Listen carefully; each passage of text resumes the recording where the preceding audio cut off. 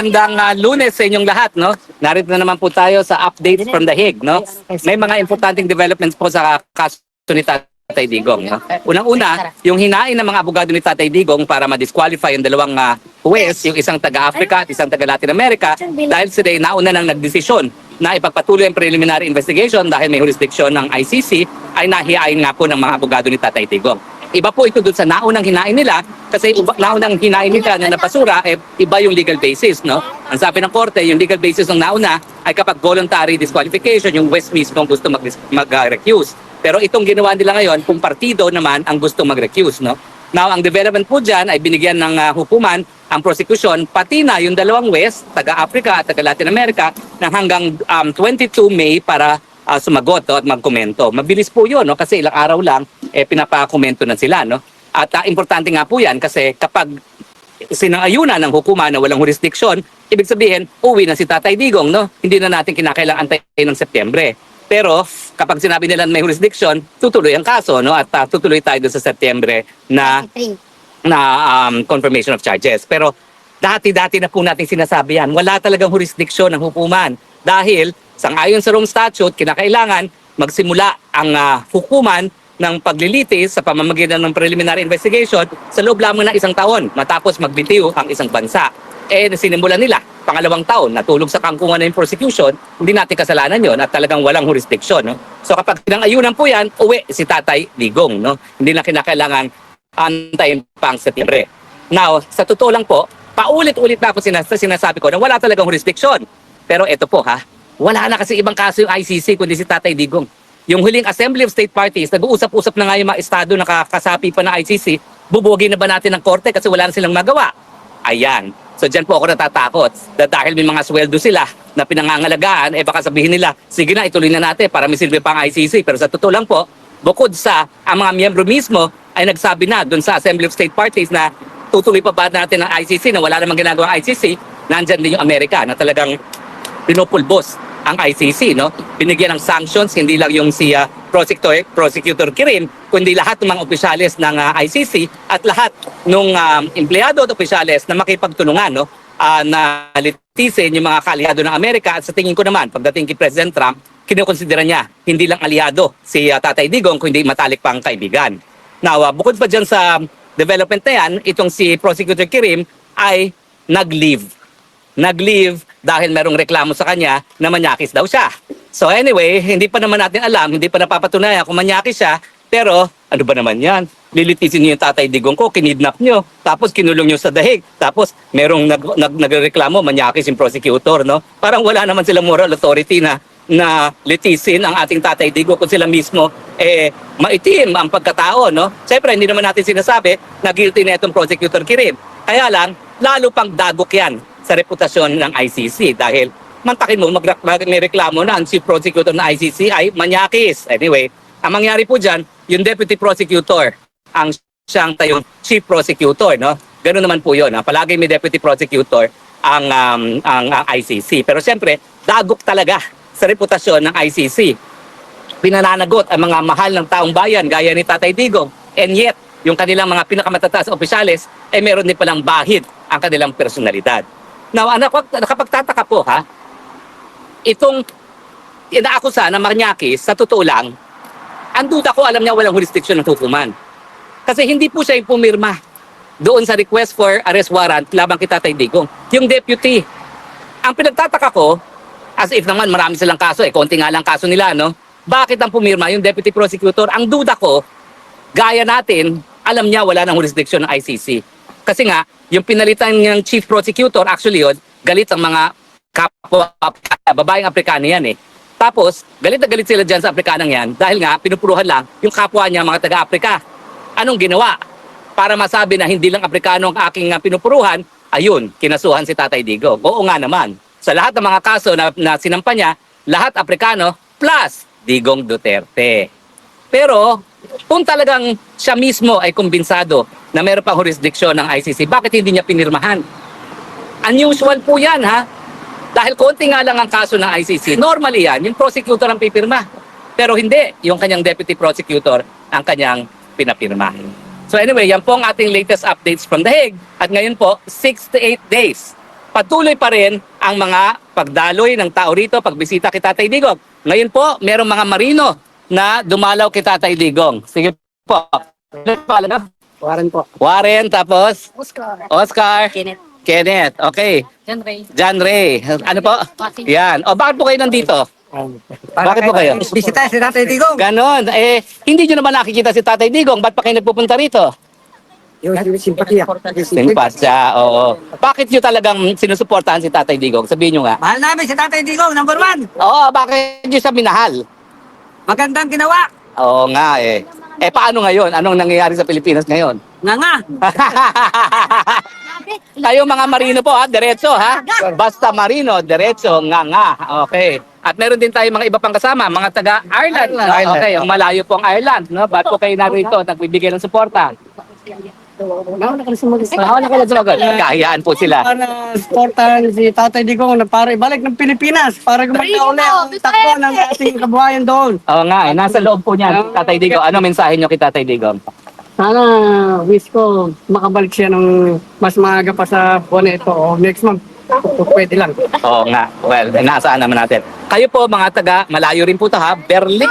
Oh, Berlin. Ano pong pangalan nyo, mga taga Berlin? Yeah. Si Oo. Nora at saka si Lilor. Ano pong mensahe nyo kay Tatay Digong? Nandun We siya. love Tatay Digong. Kay Okay. Tatay Digong, alam namin makakalabas ka. Mag-pray kami palagi. para Yes. sa'yo, kasi, Support. Bakit nyo ba napamahal sa inyo si Tatay Digong? kasi marami siyang, within 6 years niya as president, kumanda naman talaga ang Pilipinas. Hindi naman niya hinangad na magpapatay ng mga drug lord kasi nakakasira naman talaga yan sa mga kabataan. At saka may warning naman siya, di ba? Bakit hindi ka maintindihan ng mga iba-ibang, yung mindset ba ng mga ibang Pilipino? Okay, tati yan. Yeah, yung mga Abak naman talaga. O, may tanong tao. May tanong, attorney.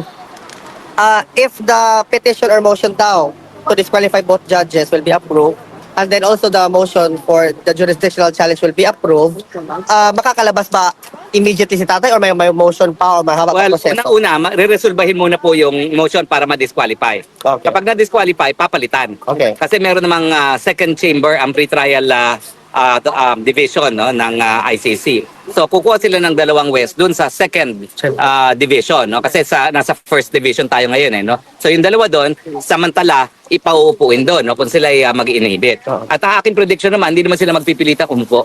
Okay. Kasi masama naman ang magiging reaksyon ng tao sa kanila. Bakit sila nagpipilitan? Eh, totoo naman, nagkaroon na sila ng nauna ng desisyon Okay. na merong jurisdiction na hukuman. No? So, yun po. No? Pag nabuo na yung tatlo, kapag na-approve nga yung disqualification, tsaka pa lang sila magdedesisyon pagdating doon sa issue ng jurisdiction. Now, kung hindi ako nagkakamali, kailan nga mabinigyan ng ang prosecution na magkomento doon sa lack of jurisdiction? Parang Hunyo 1 ata, no? Parang Hunyo 1, kung hindi ako nagkakamali, yung binigay na panahon para sumagot yung prosecution doon sa ating motion na walang jurisdiction ang ICC. Pero attorney, also the prosecution is asking the court. Oo nga pala. Oo. Alam nyo, Yung- binigyan na kasi ng final deadline ng hukuman yung Presentation. bibigay abiso kung sino yung mga tatayong testigo kay Tatay Digong. Oo. Ang sabi nila, hingi pa rin sila ng panahon dahil hindi pa nila napapangalagaan ang safety daw ng mga witnesses. Eh dapat wag nang pagbigyan yan. Mantakin ninyo, 68 days na nakakulong si Tatay Digong, di pa niya alam kung ano yung ebidensya laban sa kanya. Di ba lahat tayo, we have a right to confront our accusers? Eh bakit 68 days na ayaw pa rin nila ilantad kung sino yan? Siguro kaya ayaw nila ilantad, alam nila mga sinungaling. Di ba? Ano kinatatakot nila? Meron daw banta sa buhay. Anong banta sa buhay? Bangag ngayon nasa Pilipinas na nagpakulong, napakidnap kay Tatay Digong. Susuportahan nila talaga at poprotektahan nila yung mga nagsisinungaling na testigo laban kay Tatay Digong. O, di ba? Nakalimutan ko nga pala, humingi sila ng panahon at sana naman hindi bigyan ng panahon kasi hindi na tama, hindi na makatarungan. 68 days now, hindi pa napapatunayan nagkasala, nakakulong, tapos gusto pa nila mas matagal na panahon. Eh samantalang karapatan naman ng akusado malaman kung ano yung mga paratang laban sa kanya at ikompronta kung sino yung mga tumatayong testigo laban sa kanya. Attorney, also following up to that, sinabi nila na is this also an indication na baka wala nga talagang witness na may presenta? Ay hindi ko alam, basta ang akin, insecure sila, takot sila doon sa kanilang mga testigo. Kasi baka mamaya nagsisinungaling. Ako may alam, sigurado ko na nagsisinungaling dyan. Meron daw siyang mga linibing na mga biktima ng mass murder. Hinukay namin yun ha! Ang nakita namin, buto lang ng aso. Tapos dadali pa rito. Ang balita ko, kasama ko ngayon sa Hague. Kaya lang siya, all expenses paid for by the court. Ako nakikitira. Di bale, masarap naman ang luto ni Mami Janet. Bahala. Sir. At saka masarap ang luto ng mga seaman natin. No? Correct. Di ba, nanalo si Mayor ng... Mayor. Mayor. Narinig namin sa news na siya pinahintulutan ng government ng Netherlands na manampas sa embassy natin. Ang mangyayari po, papapasukin yung Consul General sa kulungan. Okay. Papapasukin po siya. Pero hindi po pwede ipagkaitiyan. Kasi hindi pa naman po napatunayan na kakasala si Tatay Digong.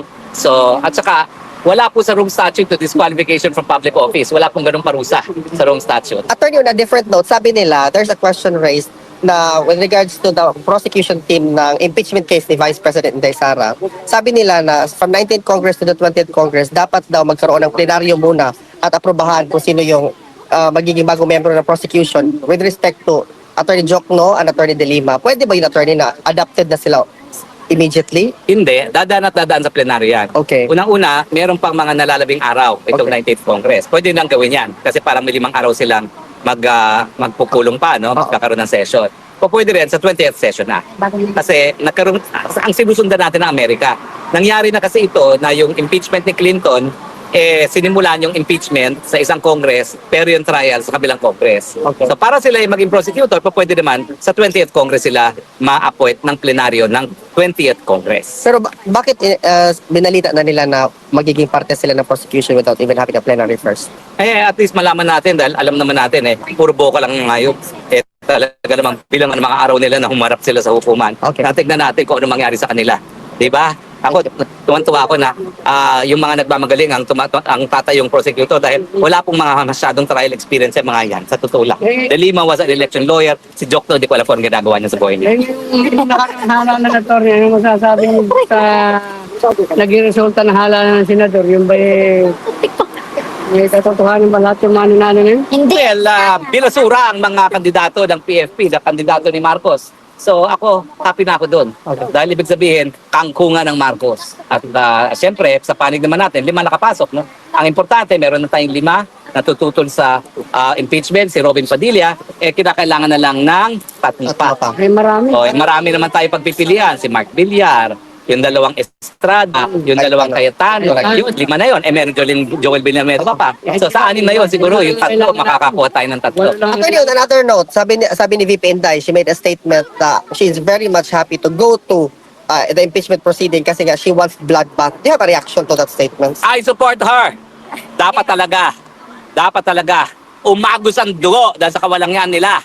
Diba? Ako nga winawalangyaan rin nila. Gusto ko rin ng bloodbath. Kung nandyan ako, 2 kami magba-bloodbath. Okay? And your reaction also, attorney, recently, sinabi ni President Marcos, can we be friends? Magkabati na tayo. Is that with respect to VP Inday? Well, of course, I will allow VP Sara to address that. Pero kung tatanungin mo kami, ang sagot ay, nek-nek mo, pagtapos mong kidnapin si Tatay Digong, makipagbati ka, nakawin mo uli dito si Tatay Digong, iuwi mo. Baka po pwede pa magkasundo muli. Otherwise, go jump into the lake. Diba? Okay, maraming salamat po sa inyong patuloy na tagkilik. Ito